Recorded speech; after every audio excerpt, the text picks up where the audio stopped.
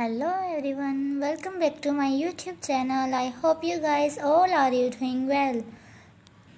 I am back with my new YouTube video. So today I will teach you present indefinite tense affirmative sentence सादा जुमला. So let's start the video. इस sentence की identification है ता है ती है ते हैं.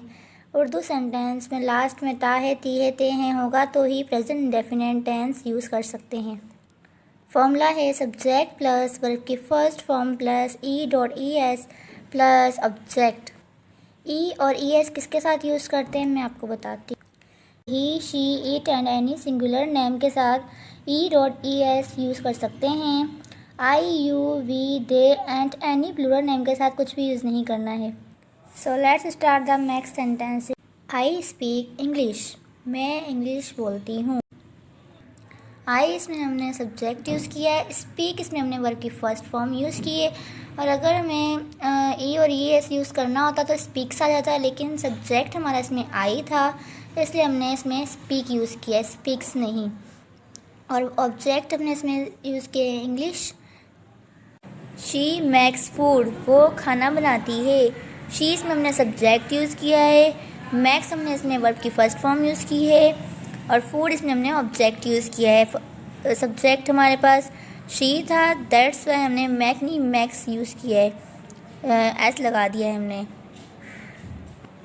मैक की स्पेलिंग में ई तो होता ही है पहले से, इसलिए हमने जस्ट एस लगाया है, ई एस नहीं लगाया.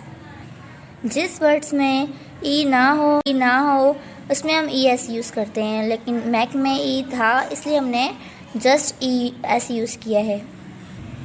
ही प्लेस फुटबॉल. वो फुटबॉल खेलता है. ही इसमें हमारा सब्जेक्ट है. प्लेस इसमें हमारा वर्ब की फर्स्ट फॉर्म है. और फुटबॉल इसमें हमारा ऑब्जेक्ट है. सब्जेक्ट इसमें हमारा ही था इसलिए प्लेस लिखा है, एस लगा दिया है इसमें हमने. दे कट एप्पल्स. वो सेब काटते हैं. दे इसमें हमने सब्जेक्ट यूज़ किया है. कट इसमें हमने वर्ब की फर्स्ट फॉर्म यूज़ की है. और एप्पल इसमें हमने ऑब्जेक्ट यूज़ किया है. सब्जेक्ट हमारा दे था, दैट्स वाई हमने कट यूज़ किया है और वो ई और ई एस नहीं लगाया है. We make a noise. हम शोर मचाते हैं. वी इसमें हमारा सब्जेक्ट है. मैक इसमें हमारा वर्ब की फर्स्ट फॉर्म है. नॉइज़ इसमें हमारा ऑब्जेक्ट है. वी इसमें हमारा सब्जेक्ट है, दैट्स वाई हमने मैक यूज़ किया है, मैक्स नहीं यूज़ किया. गाइस, इस सेंटेंस के साथ हमारा प्रेजेंट इंडेफिनिट टेंस का अफर्मेटिव सेंटेंस कंप्लीट हुआ है.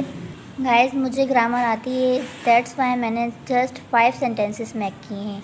बट आप सीख रहे हैं तो आपको maximum 10 to 15 sentences regularly make करने चाहिए ताकि आप जल्द से जल्द सीख सकें. जस्ट मेक नहीं करने, कंजर्वेशन भी करनी है इंग्लिश में. Okay guys, thank you for watching my video. If you like my video, so don't forget like, comment, share and subscribe my YouTube channel. Bye guys.